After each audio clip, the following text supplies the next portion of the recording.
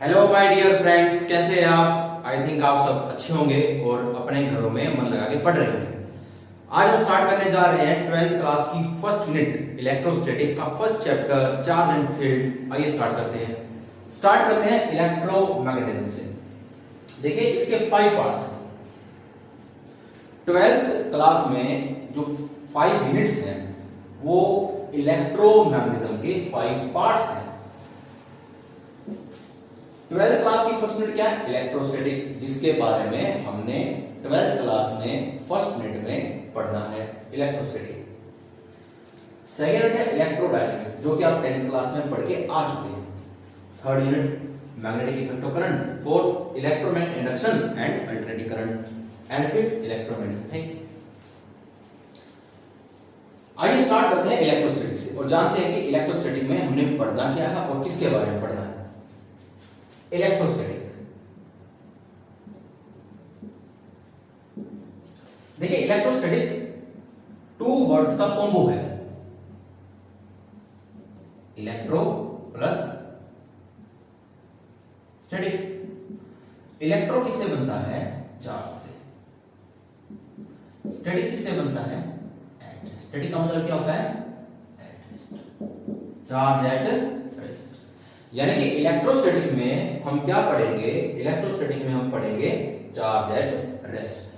जब charge rest पे होता है तो उसके इफेक्ट्स क्या क्या होते हैं, उसका बिहेवियर क्या है, उसका बिहेवियर क्या है, ये हम किसमें पढ़ेंगे? इलेक्ट्रोस्टैटिक में। देखिए यहां से लेके लास्ट तक हम पढ़ेंगे चार्ज की कहानी। यहां पे चार्ज किस पे है? रेस्ट पे। किस पे है? रेस्ट पे। नेक्स्ट है इलेक्ट्रोडायनेमिक्स। इलेक्ट्रोडायनेमिक्स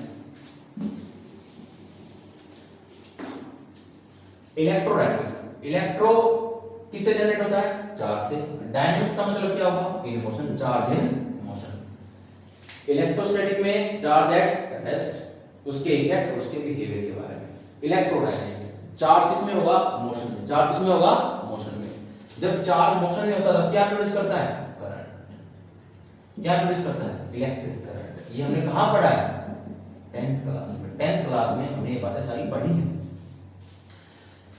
+2 क्लास की थर्ड यूनिट पे आइए, मैग्नेटिक इफेक्ट ऑफ करंट। यानी कि हमारा करंट बना, जो करंट यहां पे प्रोड्यूस हुआ, करंट का मैग्नेटिक इफेक्ट हम कहां पढ़ेंगे? 12th क्लास की थर्ड यूनिट के अंदर। यानी करंट से क्या प्रोड्यूस होगा? मैग्नेट। करंट से क्या प्रोड्यूस होगा? मैग्नेटिज्म। करंट से क्या प्रोड्यूस होगा? Magnetism. Fourth unit electromagnetic induction.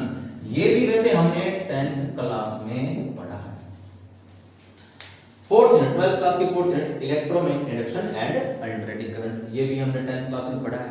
हम मैग्नेट से इलेक्ट्रिक करंट प्रोड्यूस करेंगे, मैग्नेट से इलेक्ट्रिक करंट प्रोड्यूस करेंगे। फाइनल है इलेक्ट्रोमैग्नेटिज्म। देखिए यहां पे देखिए और यहां पे देखिए, यहां पे इलेक्ट्रिसिटी की दुनिया है, यहां पे मैग्नेटिज्म की दुनिया है। देखिए ऐसा नहीं होता और ऐसा हुआ भी नहीं था कि भाई एक दिन तो आज तो भाई इलेक्ट्रिसिटी प्रोड्यूस किसी ने कर दिया और कल खड़ा हुआ कोई उसने भाई करंट से मैग्नेट बना दिया और फिर कल परसों ही भाई किसी ने भाई मैग्नेट से करंट प्रोड्यूस कर दिया। ऐसा नहीं हुआ। 100 150 साल 200 साल के बाद एक क्वांटिटी दूसरी क्वांटिटी में चेंज हुई।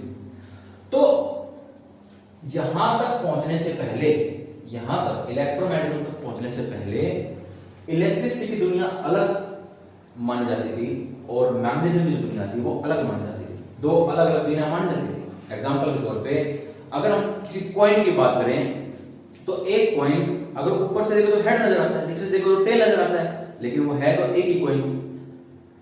इसी तरह से इलेक्ट्रिसिटी और मैग्नेटिज्म एक ही सिक्के के दो पहलू हैं। ये कोई अलग अलग नहीं है। मैक्सवेल ने 1875 के अंदर इसी बात पे चर्चा की थी और इसी बात के अंदर हम इलेक्ट्रोमैग्नेटिज्म में पढ़ेंगे कि इलेक्ट्रिसिटी और मैग्नेटिज्म एक दूसरे से जुदा नहीं है, वो एक ही सिक्के के दो पहलू हैं। आप इसको उतार लीजिए एक बार। नेक्स्ट स्टार्ट करते हैं। आई थिंक आपने उतार लिया होगा। आइए इलेक्ट्रोस्टैटिक स्टार्ट करते हैं।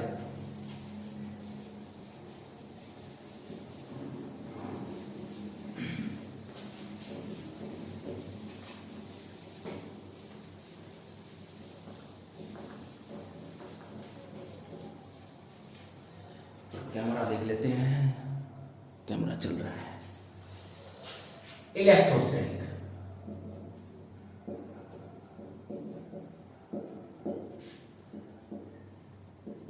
इलेक्ट्रॉन किससे बनता है मैं बता चुका हूं, चार्ज से। स्टैटिक का मतलब एट रेस्ट, यानी कि अगर हम इलेक्ट्रोस्टैटिक की डेफिनेशन देखें,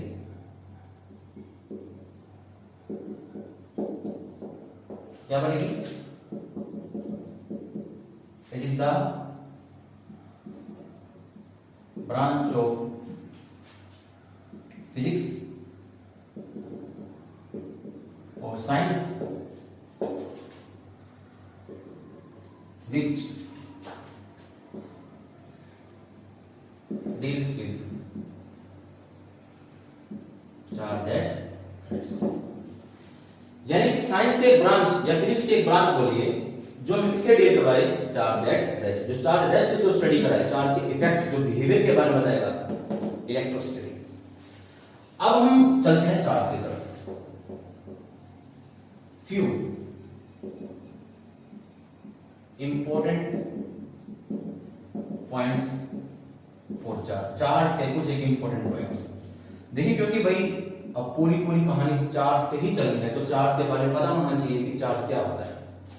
पॉइंट नंबर 1, सबसे पहले डेफिनेशन, चार्ज की डेफिनेशन। ये क्या है charge? It is the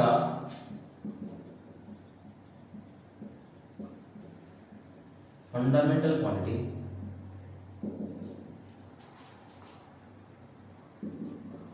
which produces an experience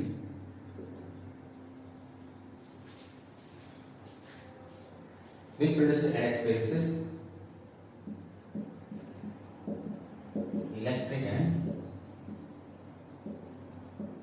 magnetic waves। Charge क्या है? फंडामेंटल क्वांटिटी है जो प्रोड्यूस भी करता है और एक्सपीरियंस भी करता है इलेक्ट्रिक एंड मैग्नेटिक फील्ड को। इलेक्ट्रिक एंड मैग्नेटिक फील्ड को कैसे? आइए समझाता हूं आपको। देखिए, आई थिंक आपने उतार दिया होगा। देखिए, इसमें एक ये क्वांटिटी, एक ये वर्ड इलेक्ट्रिक, इसके बारे में अगर आपको पूरी नॉलेज हो जाए इन 3 वर्ड्स की, तो आप याद रखिए, आपको चार्ज की डेफिनेशन समझ में आ जाएगी।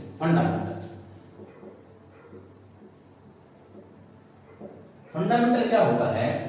फंडामेंटल आपने 11th क्लास में पढ़ा होगा। आप फंडामेंटल के बारे में पढ़ गया 11th क्लास में। एक फंडामेंटल क्वांटिटी थी मास।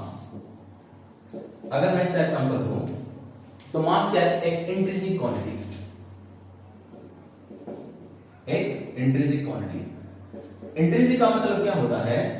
जिसके अंदर हम, उसके अंदर क्या है इसके बारे में हम पता नहीं लगा सकते। जो क्वांटिटी वो है, फंडामेंटल का एक मतलब था इंडिपेंडेंट। फंडामेंटल क्या था? इंडिपेंडेंट। मास एक इंट्रिंसिक, एक इंडिपेंडेंट क्वांटिटी है। उसके अंदर क्या है हमको कुछ नहीं पता, कोई मतलब ही नहीं है उससे। ये एक मास है, एक मास है, हमने क्या पढ़ा था? एक मास है, एक मास है, आपस में क्या लगाते हैं? Gravitational force. सिर्फ हमको इतना पता है, ग्रेविटेशनल फोर्स। मास की प्रॉपर्टीज, मास के प्रॉपर्टीज के बारे में पढ़ा था। उसके अंदर क्या है नहीं पता, इंट्रिंसिक क्वांटिटी। जिसके अंदर क्या है हमको नहीं पता। ऐसे ही फंडामेंटल चार्ज भी क्या है? एक फंडामेंटल क्वांटिटी है, एक इंट्रिंसिक क्वांटिटी। इसके अंदर क्या हमको नहीं पता। सिर्फ और सिर्फ हम क्या करेंगे? हम उसके बिहेवियर के बारे में जानेंगे, उसके बिहेवियर के बारे में पता करेंगे। फंडामेंटल की पॉइंट क्लियर होगा। इलेक्ट्रिक एंड मैग्नेटिक इफेक्ट, ये मैं आपको और अच्छे तरीके से समझाता हूं। ये उतार लिया होगा आपने शायद, साथ साथ उतारते रहिए, उतारते रहिए, साथ साथ उतारते रहिए। इलेक्ट्रिक एंड मैग्नेटिक देखिए कैसे। एक चार्ज है, चार्ज किससे डिनोट करते हैं? क्यू से। चार्ज से डिनोट करते हैं क्यू से। जब चार्ज रेस्ट पे होता है, यानी कि चार्ज की वेलोसिटी क्या हो? 0। चार्ज ना हो रेस्ट पे, तो क्या प्रोड्यूस करता है? Electric, electric field.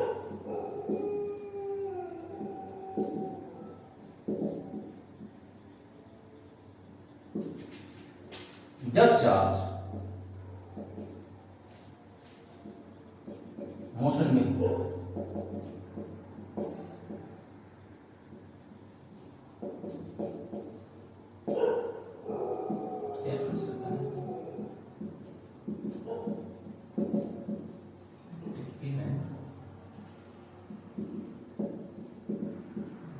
देखिए, जब चार्ज रेस्ट पे हो यानी कि वेलोसिटी क्या हो जीरो, तो क्या प्रोड्यूस करेगा only electric field, only electric field produces electric effect, produces electric effect. And जब चार्ज मोशन में होता है कंडीशन क्या है, वेलोसिटी कांस्टेंट होनी चाहिए, तो क्या प्रोड्यूस करेगा charge electric and magnetic field, electric and magnetic field, electric field और मैग्नेटिक फील्ड, यानी कि produces electric and magnetic effect.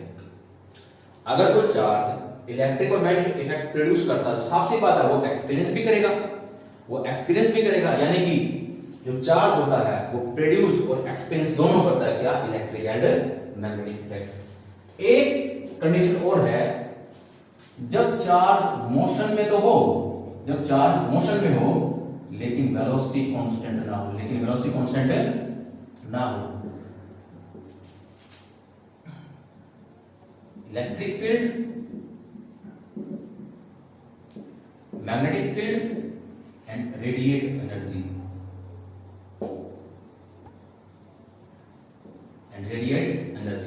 हमको वैसे इसी मतलब है मेन पॉइंट।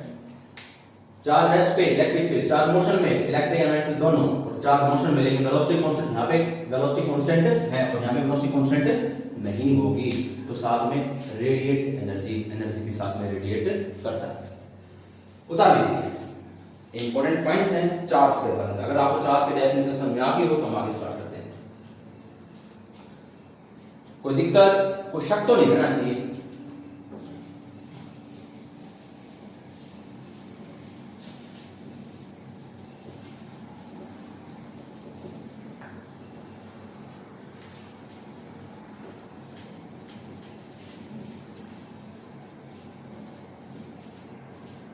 अब आते हैं यूनिट।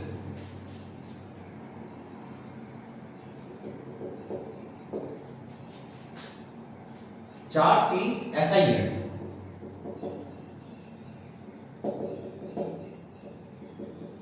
चार्ज की ऐसा यूनिट है coulomb, micro coulomb and micro coulomb. Charge की सीरियस यूनिट है स्टैट कूलम, स्टैट कूलम बोलिए, और ये बोलती है इलेक्ट्रोस्टैटिक यूनिट, इलेक्ट्रोस्टैटिक यूनिट। ये चार्ज की ज्यादातर आपको ये यूज करें coulomb and micro coulomb, series unit stat coulomb या फिर इलेक्ट्रोस्टैटिक यूनिट, इलेक्ट्रोस्टैटिक यूनिट आप यही यूज होगी ज्यादातर, coulomb and micro coulomb, coulomb and micro coulomb. Types of charges, types of charges, positive and negative. Charge क्या type का होता है, दो टाइप का, किन टाइप का, दो टाइप का। ये बहुत कॉमन बात है, सबको पता है कि दो टाइप का, positive and negative. Like charge repel, like charge repel सबको पता है। Unlike charge attract, unlike charge attract, like charge again, like charge again. ये बात सबको कॉमन है, बता लीजिए, वैसे उतारने की बात नहीं है, फिर भी अगर आपको लगता है उतार दीजिए।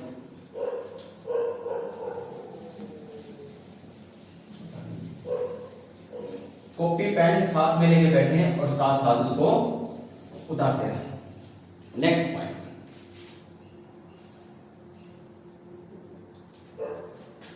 Charge is associated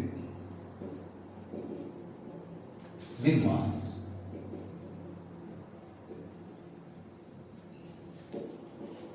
charge is associated with mass, charge mass से जुड़ा हुआ है। देखिए इसको ऐसे बोलिए, charge can not exist without mass, but reverse is not true. जो चार्ज है वो एग्जिस्ट नहीं करता बिना मास के। अगर मास है तो चार्ज होगा, अगर मास है चार्ज नहीं होगा। लेकिन रिवर्स इज नॉट ट्रू, यानी कि मास विदाउट चार्ज एग्जिस्ट कर सकता है। फॉर एग्जांपल लेते हैं, जैसे मान लिया एक क्वांटिटी है कोई ए, इसका कोई अपना मास है m। हमने क्या किया, देखिए ये क्वांटिटी कैसी है, न्यूट्रल, यानी कि इस पे चार्ज कितना है, जीरो।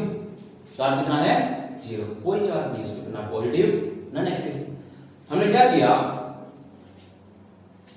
इसको चार्ज किया, यानी कि या तो बोल दीजिए इसके इलेक्ट्रॉन बाहर निकाल लिए तो ये पॉजिटिव चार्ज हो जाएगा, m पॉजिटिव।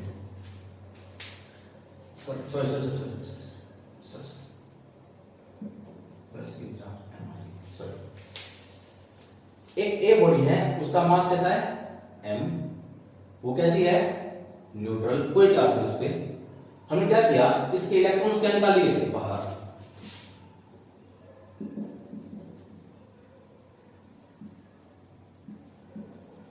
कुछ इलेक्ट्रॉन रिमूव कर दिए, फ्यू इलेक्ट्रॉन्स, तो इस पे कुछ पॉजिटिव चार्ज आ जाएगा, कुछ पॉजिटिव चार्ज आ जाएगा। ये बॉडी कैसे हो जाएगी, पॉजिटिव चार्ज। हमने इसको एक्स्ट्रा इलेक्ट्रॉन ऐड कर दिए, हमने बाहर से एक केस में तो इसके इलेक्ट्रॉन्स को रिमूव कर दिया, बाहर निकाल दिया, इसका पर क्या चार्ज आएगा, पॉजिटिव। और एक केस में इलेक्ट्रॉन्स बाहर से ऐड कर दिए, इस पे क्या चार्ज आ जाएगा, नेगेटिव। क्या चार्ज आ जाएगा, नेगेटिव। ध्यान से देखिए, जो बॉडी न्यूट्रल थी, इलेक्ट्रॉन्स बाहर निकलने से पॉजिटिव चार्ज, इलेक्ट्रॉन ऐड करने से नेगेटिव चार्ज। यहां पे मास कैसा हो जाएगा, m डैश, यहां पे मास कैसा हो जाएगा, m डैश। अब आप बोलेंगे m डैश क्यों किया, क्योंकि जब भी एक बॉडी चार्ज रिलीज करे, इलेक्ट्रॉन रिलीज करे या इलेक्ट्रॉन को एक्सेप्ट करे, इलेक्ट्रॉन उसमें ऐड किए जाए तो मास चेंज होता है, मास चेंज होता है। लेकिन जो हमने लाइन लिखी है उसका मतलब क्या है, charge can not exist without mass. Charge mass के बिना एग्जिस्ट नहीं कर सकता, इट इज नॉट रियल। ये बॉडी कैसे पॉजिटिव चार्ज, यहां पे इस बॉडी का मास कुछ ना कुछ है। ये बॉडी कैसे नेगेटिव चार्ज, यहां पे इस बॉडी का मास कुछ ना कुछ है। ये बॉडी कैसी है, न्यूट्रल। देखिए यहां पे इस बॉडी पे कोई चार्ज नहीं है, इस बॉडी पे कोई चार्ज नहीं है, फिर भी मास एग्जिस्ट करता है। रिवर्स इज नॉट ट्रू, यानी कि बॉडी पे चार्ज भले ही ना हो, मास एग्जिस्ट करेगा, मास एग्जिस्ट करेगा, मास एग्जिस्ट करेगा। लेकिन अगर किसी बॉडी पे चार्ज है तो मास का होना 100% बनता है, मास का होना 100% बनता है।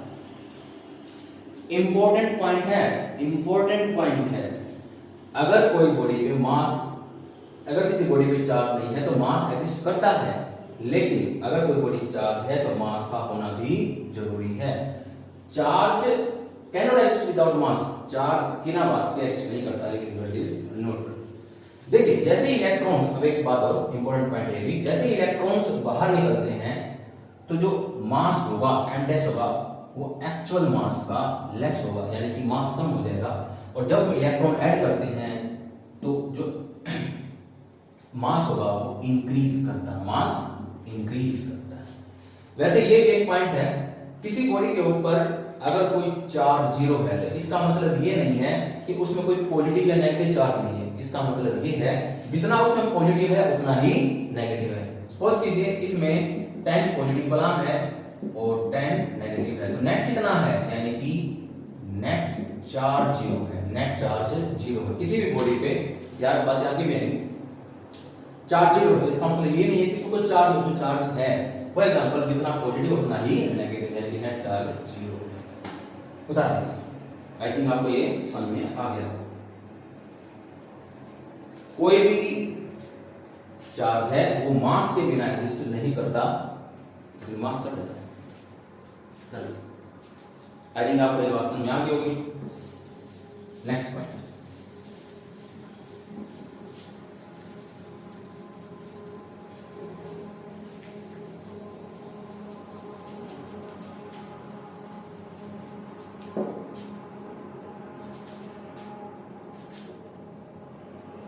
charge is invariant।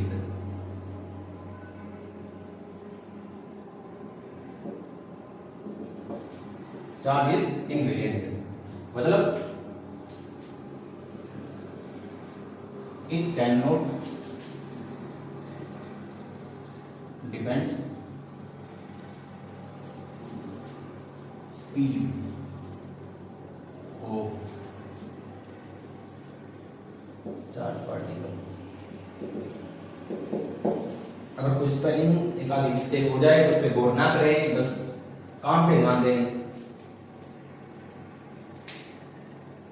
Charge is invariant, it can not depend upon speed of charge particle.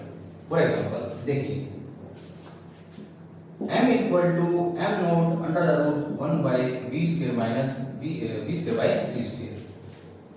Example, mass speed पे डिपेंड करता है लेकिन चार्ज स्पीड पे डिपेंड नहीं करता। मास स्पीड पे डिपेंड करता है लेकिन चार्ज स्पीड पे डिपेंड नहीं करता। फॉर एग्जांपल, c क्या होता है 3 × 10⁸ मीटर पर सेकेंड। अगर यहीं भी 10⁷ मीटर पर सेकेंड हो जाए, यहीं भी 10⁷ मीटर पर सेकेंड, लेकिन ये वाली क्वांटिटी अगर कोई भी, जैसे हम जब भागते हैं कितना भागते हैं, कुछ एक नेग्लिजिबल v की क्वांटिटी के अंदर, यानी अगर हम अपनी स्पीड को, जब हम भागते हैं तो अपनी स्पीड को देखिए, इस यूनिवर्स में जो स्पीड ऑफ लाइट है उसको c से डिनोट किया जाता है, और कोई भी दूसरी स्पीड होती है उसको v से डिनोट किया जाता है। यानी हम भागते उसको v से डिनोट करेंगे। जो हमारी स्पीड होती है कंपैरिजन ऑफ c वो नेग्लिजिबल होती है। यानी कि अगर हम कोई भी स्पीड देखें यहाँ पे 100 metre per second, 10 metre per second, 10 metre per second के हिसाब से कोई 10 मीटर, तो ये क्वांटिटी नेग्लिजिबल होगी स्पीड ऑफ लाइट के हिसाब से। ये वाली quantity negligible of speed light के हिसाब से, यानी ये part 0, this value is approximately 0 1, यानी कि m equal to m not. लेकिन अगर ये क्वांटिटी, अगर ये वेलोसिटी स्पीड ऑफ लाइट के कंपैरिजन हो जाए तो ये पार्ट कुछ कम होगा, ये पार्ट कुछ कम होगा, ये पूरा पार्ट कुछ ना कुछ क्या हो जाएगा, स्मॉल। ये पार्ट क्या हो जाएगा, स्मॉल। अगर ये पार्ट स्मॉल होगा तो ये क्वांटिटी क्या करेगी, बढ़ेगी। ये क्वांटिटी क्या करेगी, बढ़ेगी। ओवरऑल मास बढ़ेगा, मास इंक्रीज करता है, मास क्या करेगा, इंक्रीज। लेकिन चार्ज के केस में ऐसा नहीं होता। Charge is invariant, it can not depend upon speed.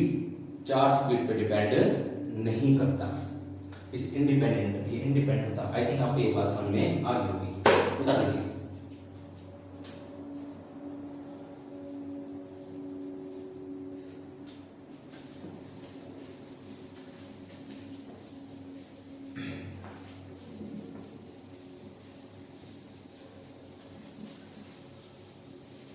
क्या कैमरा सही चल रहा है, चेक कर लेते हैं। 24 मिनट। हमने चार्ज के बारे में कुछ इंपॉर्टेंट पॉइंट देख लिए। अब हम देखते हैं कि चार्ज प्रोड्यूस कैसे होता है। तो सबसे पहला पॉइंट है by friction, by friction, friction के द्वारा। आइए स्टार्ट करते हैं। देखिए, हम क्या करते हैं, एक ग्लास तोड़ देते हैं। इससे पहले मैं आपको एक एग्जांपल देता हूं, ग्लास। देखिए, याद कीजिए अपने वो बचपन के दिन, जब एक क्लास में टीचर है और हम बिल्कुल छुप के पीछे से एक कागज के टुकड़े लेते हैं, उसको फाड़ते हैं, अपने हाथ पर रखते हैं और अपने बालों में पेन रगड़ते हैं, ऐसे घिस घिस घिस घिस करके। और जैसे ही अपने उस पेन को कागज के टुकड़ों के पास लेके आते हैं, कागज के टुकड़ों के पास लेके आते हैं, वो कागज के टुकड़े ऊपर उठना स्टार्ट कर देते हैं, यानी कि पेन की तरफ अट्रैक्ट होना स्टार्ट कर देते हैं।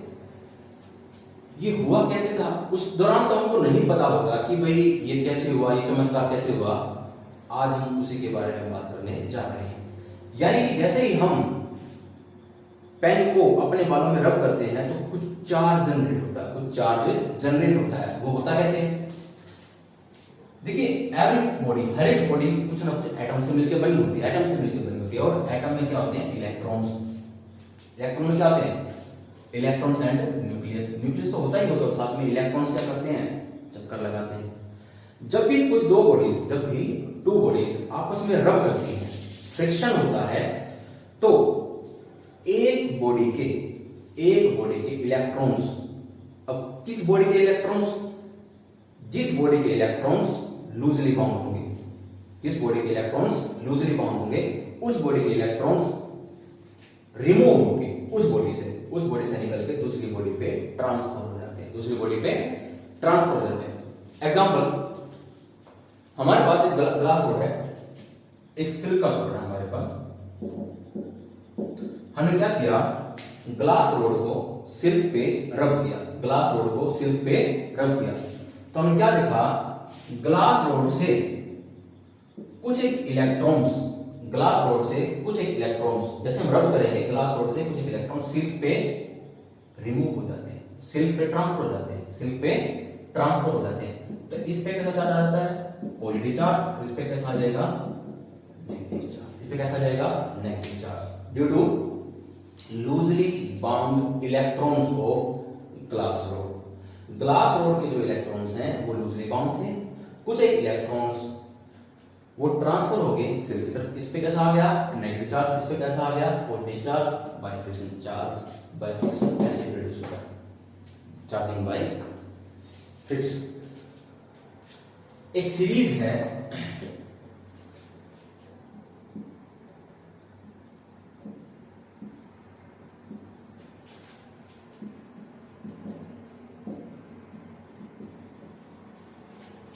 इस सीरीज को याद रखिए। Fur, glass, mica, wool, silk, cotton, amber, resin, metal, ebonite and rubber. इस सीरीज को याद रखिए। ये सीरीज के कहां काम आएगी? FGMWSCARMAR,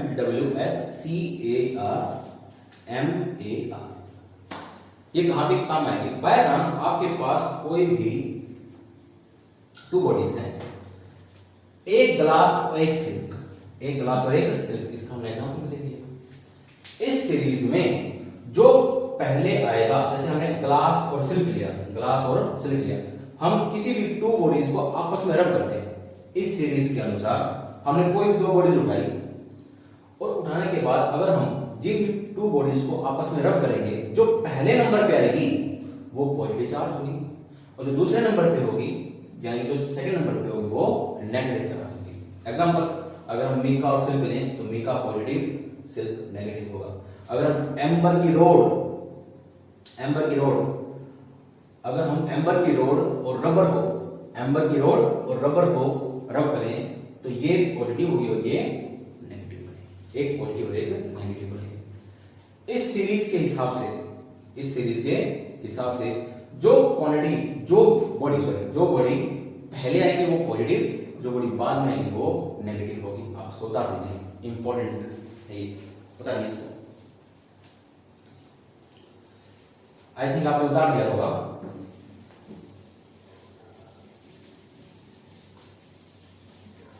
ये था चार्जिंग बाय फ्रिक्शन, यानी कि फ्रिक्शन के द्वारा चार्ज कैसे प्रोड्यूस होता है, फ्रिक्शन के द्वारा चार्ज कैसे प्रोड्यूस होता है। नेक्स्ट है charging by induction, charging by induction.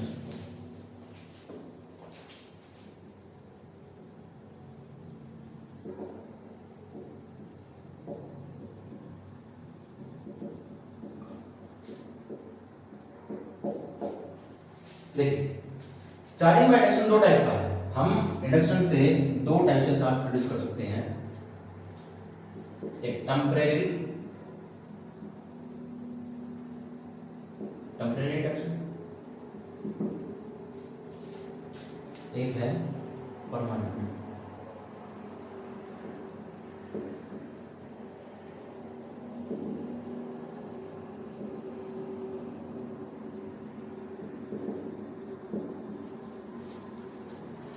इससे पहले इंडक्शन को पढ़ने से पहले एक बात का पता होना चाहिए, पोलराइजेशन।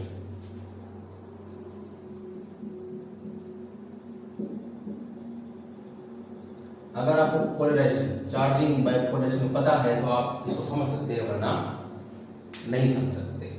कैसे? देखिए मैंने आपको एक एग्जांपल दिया था अभी। हमारे पास कुछ टुकड़े हैं कागज के, जैसे हम उसको एक पेन लिया और हम अपने बालों में रब करते हैं तो पेन पे कुछ चार्ज आ जाता है। एग्जांपल लेते हैं हम ग्लास रोड का। सपोज कीजिए हमारे पास एक ग्लास रोड है, चलिए आप ये एग्जांपल ले लीजिए, ग्लास रोड। ये सिल्क का कपड़ा है। जैसे ही हम ग्लास रोड को सिल्क पे रब करेंगे, ग्लास रोड को सिल्क पे रब करेंगे, इस पे कैसा चार्ज आएगा? पॉजिटिव। और इस पे कैसा आएगा? नेगेटिव।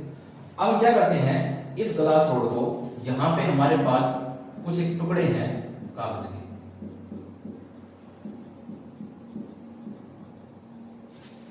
ये लिख देता हूं, मैं हिंदी में लिखता हूं, कागज के टुकड़े, आपको समझा देगा। जैसे ही इस रोड को मैं यहां पे लेके आऊंगा, इसके पास लेके आता हूं, इस पॉजिटिव रोड के इसके पास लेके आऊंगा, कुछ एक टुकड़े इसके इस रोड की तरफ अट्रैक्ट होना स्टार्ट हो जाते हैं, अट्रैक्ट होना स्टार्ट हो जाते हैं। थोड़ा सा ऊपर उठेंगे फिर नीचे गिरेंगे, थोड़ा ऊपर उठेंगे फिर नीचे गिरेंगे। ऐसा होता क्यों है? देखिए जैसे ही ये पॉजिटिव रोड सपोज कीजिए ये कागज का कोई टुकड़ा है, ये हमारी ग्लास रोड है, ये हमारा कागज का कोई टुकड़ा है। जैसे ही इसके पास आएगा कागज का टुकड़ा पोलराइज होना स्टार्ट हो जाता है, यानी कि इस पे फिलहाल नेट चार्ज कितना था? जब तक ये टुकड़ा इसके पास नहीं आया, इस पे नेट चार्ज कितना था?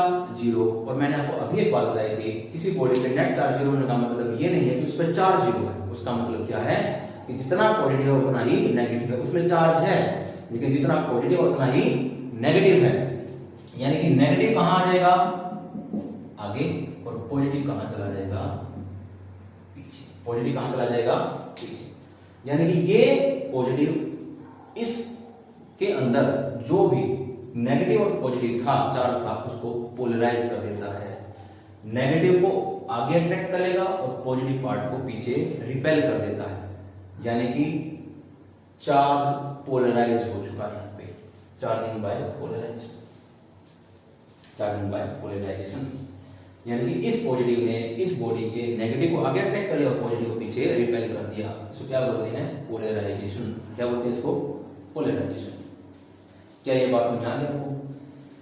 हमने क्या किया है, ग्लास रोड लिया, एक सिल्क का कपड़ा लिया, ग्लास रोड को सिल्क पे रब किया, by friction glass rod positive, silk पे नेगेटिव आया।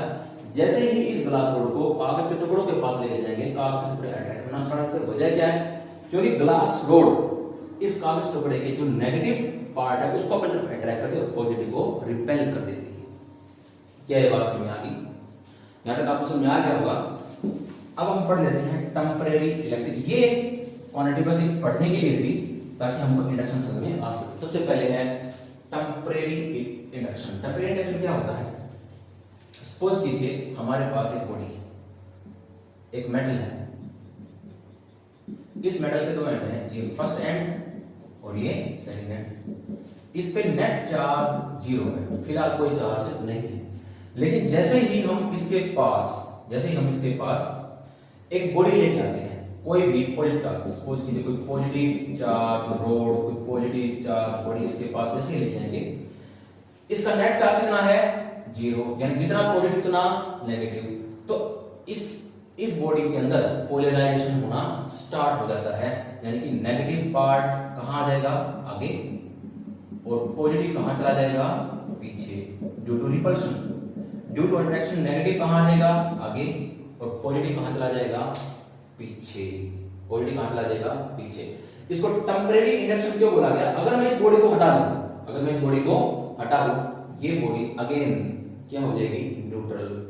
अभी भी न्यूट्रल है, न्यूट्रल तो अभी भी है, ये नेट चार्ज अभी भी इसका 0 ही है, लेकिन जैसे इस बॉडी को मैं हटा दूंगा, मेरे कहने का मतलब ये है, ये नेगेटिव और पॉजिटिव आपस में फिर से रिकंबाइन हो जाएंगे, आपस में फिर से रिकंबाइन हो जाएंगे।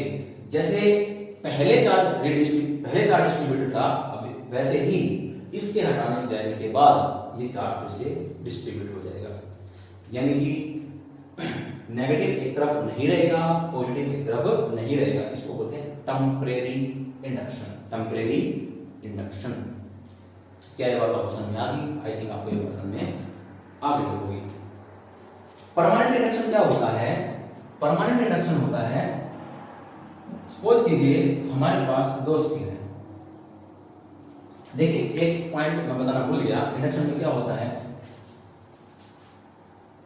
चार्जिंग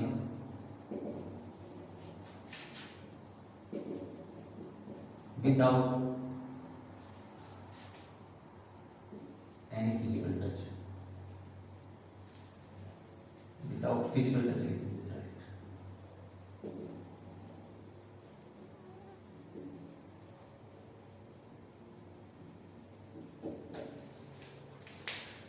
हम किसी बॉडी को चार्जिंग विदाउट फिजिकल टच। देखिए नोट करिए, इसमें इस बॉडी ने इस बॉडी को, इसने इस बॉडी में, इस बॉडी ने इस बॉडी को कोई टच नहीं किया। यानी कि इंडक्शन क्या होता है, हम किसी बॉडी को चार्ज कर रहे हो विदाउट, के बिना फिजिकल टच, किसी फिजिकल कांटेक्ट के बिना, किसी फिजिकल कांटेक्ट के हम किसी बॉडी को चार्ज कर रहे हैं। हम यहां पे ये करने वाले हैं। हमने दो स्फीयर ले लिए। ये हमारा क्या है, इंसुलेटिंग स्टैंड। ये क्या है, इंसुलेटिंग स्टैंड। ये क्या है, इंसुलेटिंग स्टैंड। ये दो क्या है, इंसुलेटिंग स्टैंड।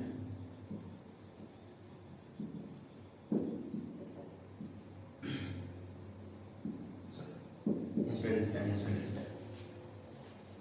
देखिए इस पे नेट चार्ज कितना है, 0। इसका भी चार्ज कितना, दोनों क्या है, न्यूट्रल। पास उसको कोई मेटल है।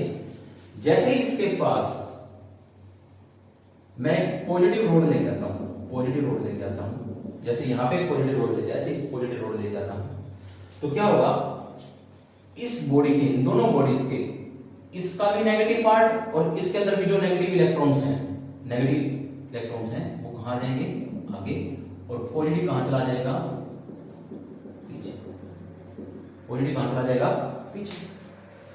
जैसे ही हमारे पास दो बॉडीज हैं, दो स्पीड हैं, एक मेटल का स्पीड है, एक मेटल का स्पीड है, नीचे क्या है, इंसुलेटिंग स्टैंड, मतलब चार्ज नीचे ट्रांसफर नहीं, चार्ज से ट्रांसफर नहीं हो सकता। जैसे ही हम इन दोनों के पास, इन दोनों का ऑप्शन टच करवा दिया, जैसे इन दोनों बॉडीज के पास हम क्या करेंगे, पॉजिटिव चार्ज रोड लेके आएंगे, पॉजिटिव चार्ज पे बॉडी लेके आएंगे, तो इन दोनों स्फीयर के नेगेटिव पार्ट कहां जाएगा, इन दोनों स्फीयर का नेगेटिव पार्ट कहां जाएगा, आगे, क्योंकि ये पॉजिटिव रोड उसके नेगेटिव, दोनों के नेगेटिव को क्या करेगा, उस तरफ अट्रैक्ट, और पॉजिटिव क्या कर देगा, इस तरफ रिपेल।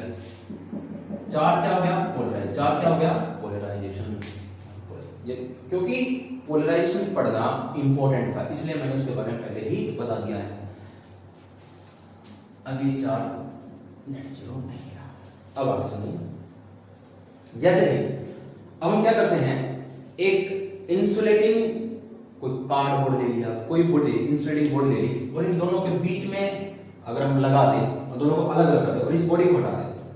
अब हम क्या करें, इस बॉडी को एकदम हटा दें और इन दोनों को किसी इंसुलेटिंग मीडियम से, किसी इंसुलेटिंग मीडियम से अलग अलग कर दें, तो ये बॉडी कैसे बन जाएगी, नेगेटिव चार्ज। कैसे बन जाएगी, नेगेटिव चार्ज। कैसे बन जाएगी, नेगेटिव चार्ज। और ये बॉडी कैसे बन जाएगी, पॉजिटिव चार्ज। परमानेंट रिडक्शन हो जाएगा, परमानेंट रिडक्शन। मेरी बात फिर से ध्यान से सुनिए, अगर इन दोनों बॉडीज को जब एक तरफ नेगेटिव यहां पे इकट्ठे हो जाएं और पॉजिटिव यहां पे इकट्ठे हो जाएं, इन दोनों बॉडीज को हम अलग अलग कर दें एक इंसुलेटिंग बॉडी के द्वारा, एकदम और इस बॉडी को भी रिमूव कर दें तो इस बॉडी पे नेगेटिव चार्ज और इस बॉडी पे पॉजिटिव चार्ज आ जाएगा, जो कि परमानेंट हो जाएगा, इसलिए बोला गया परमानेंट इंडक्शन। Permanent induction. क्या ये बात आपको समझ में आ गई? आई थिंक आपको ये बातें समझ में आ गई होंगी, मैंने पूरी तरह से एक्सप्लेन कर दिया। तो आज मैं अपना टॉपिक को यही विराम देता हूं। अभी इंडक्शन का टॉपिक खत्म नहीं हुआ है, मैं इसका नेक्स्ट लेक्चर इंडक्शन का एक फॉर्मूला है उस पर बनाऊंगा और आगे स्टार्ट करेंगे। Thank you.